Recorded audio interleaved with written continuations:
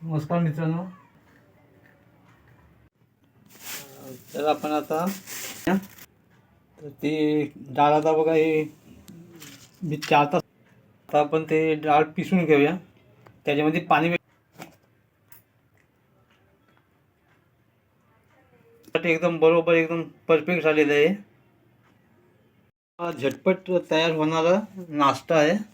काय आपल्या घरीमध्ये काय बारीक रवा टाकायचा आहे. हे 2 पदार्थ ॲड केले आपण त्याच्यामध्ये आणि आपल्या चवीपुरते हे सर्व आता मिक्स करूया.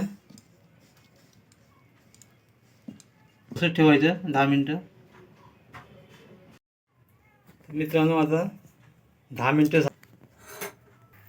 आता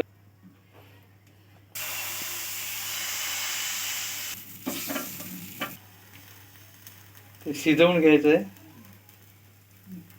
पहिलं एक साईडने शिजवून घ्यायचं पहिलं.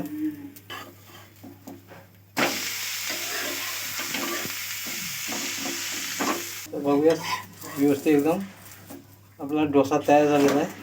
हे बघा बघू शकता तुम्ही व्यवस्थित शिजलेला आहे.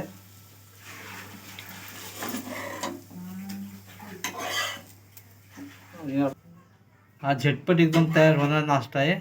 मुगाच्या डाळीपासून छिलकेवाल्या मुगाच्या डाळीपासून झटपट तयार होणारा नाश्ता आहे.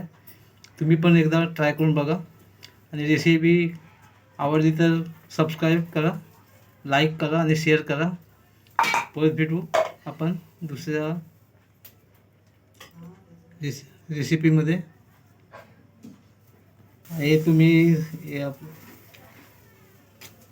टॉमॅटो सॉस किंवा खोबऱ्याची चटणीसोबत खायला एकदम खूप टेस्टी आहे.